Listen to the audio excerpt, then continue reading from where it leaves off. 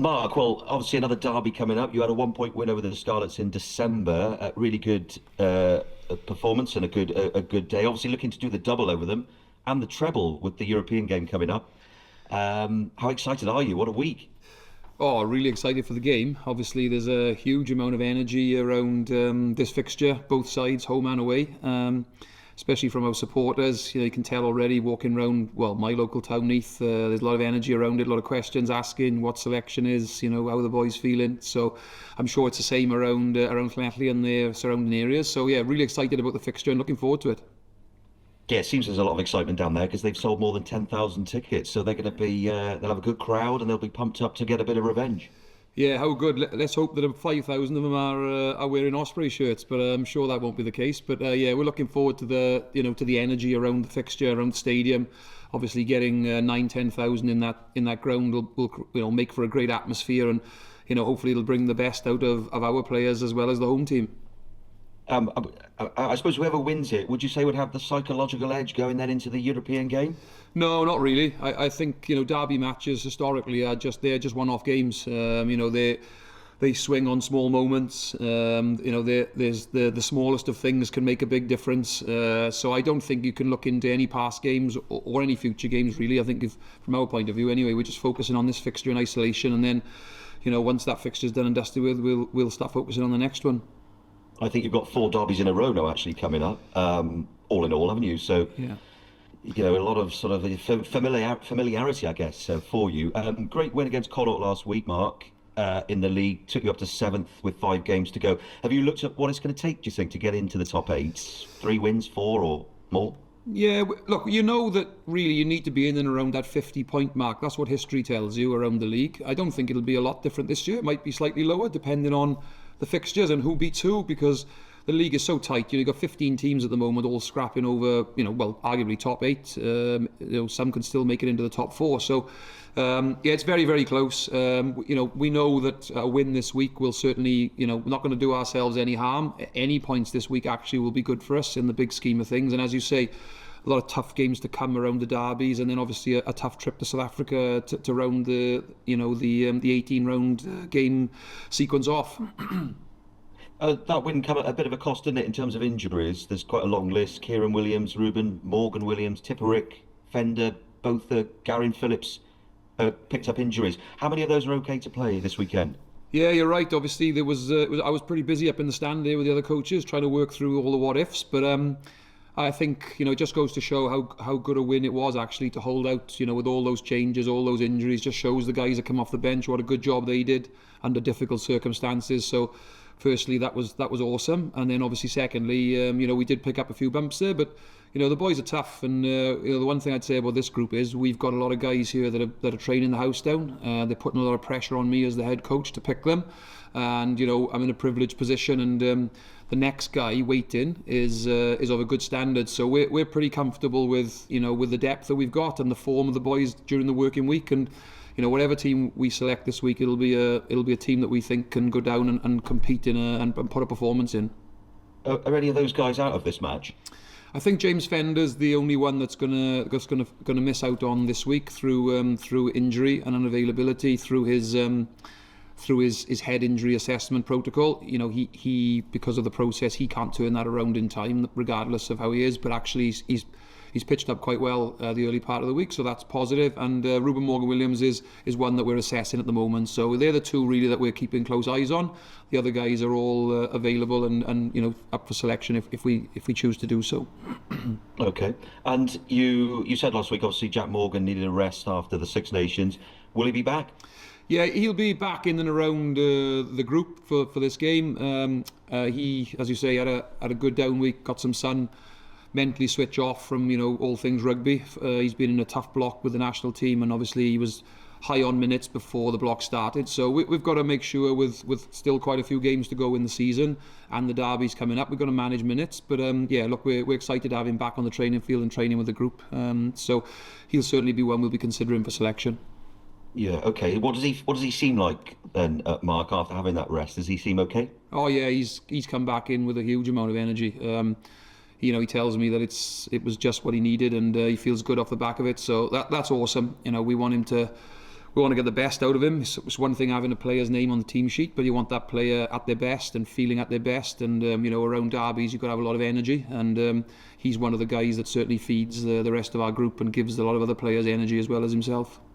And Dewi Lake and Gareth Thomas, those are the other guys who obviously you didn't play after Six Nations. Are they back in contention as well? Yeah, they've been back training, so they're up in contention for selection. So we've had them back around the group, which is awesome. And likewise with those guys, they've really benefited from having some downtime and getting an individual program. They have been dropping in and out during the week just to catch up on a few bits, but it's been their week, and we've left them come in and out as they feel comfortable.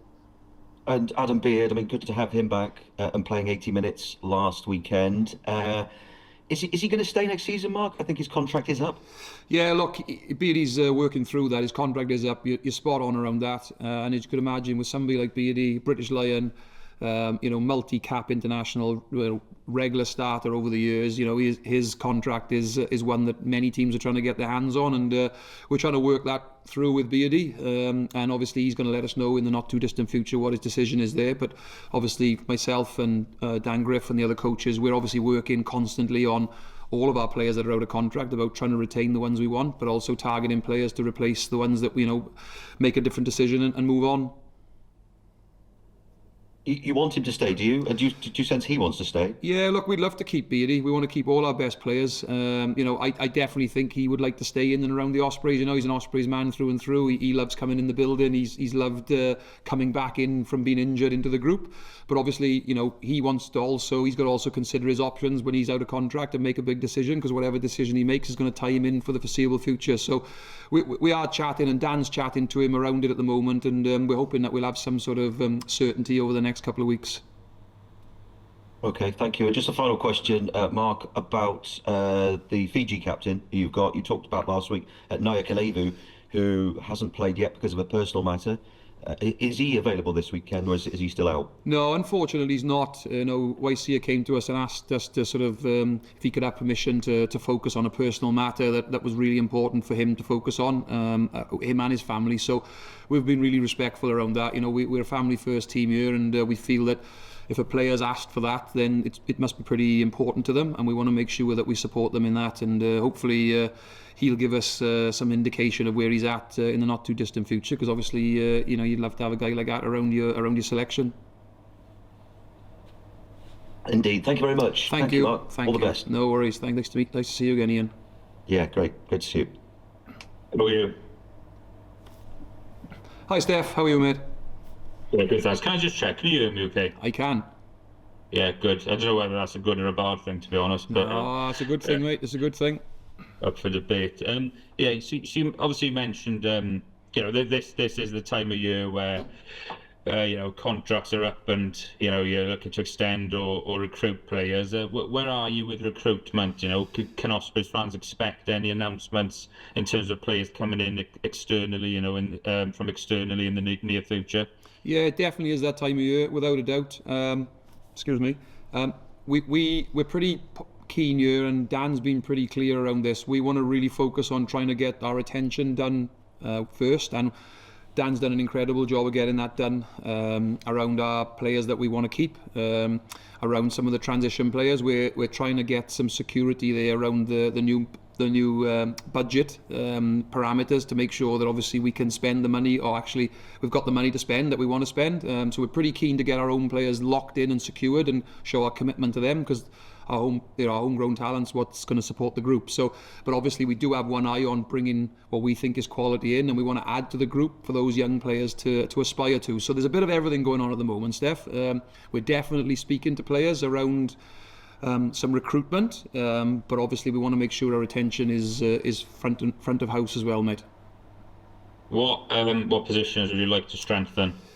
Oh, that's a good question. I suppose what I'd like to strengthen and what we can afford to strengthen with our budget is probably that's the art at the moment. So we'll retain the players that we think support our DNA as a team, and firstly that's as people. We want to retain the right people in the room. We're pretty confident here that if we retain the right people with the right mentality, we've got coaching and we've got a playing group that can improve people as rugby players.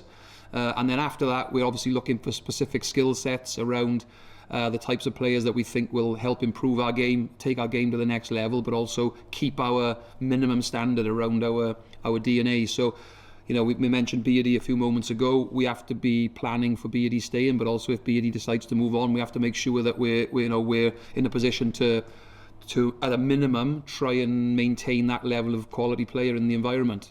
So there's a lot going on. There isn't one thing or the other. There's a lot going into it. There's a lot of balls in the air. But at this moment in time, we're trying to make sure that we're covering ourselves, you know, based on some of the decisions players might make or might not.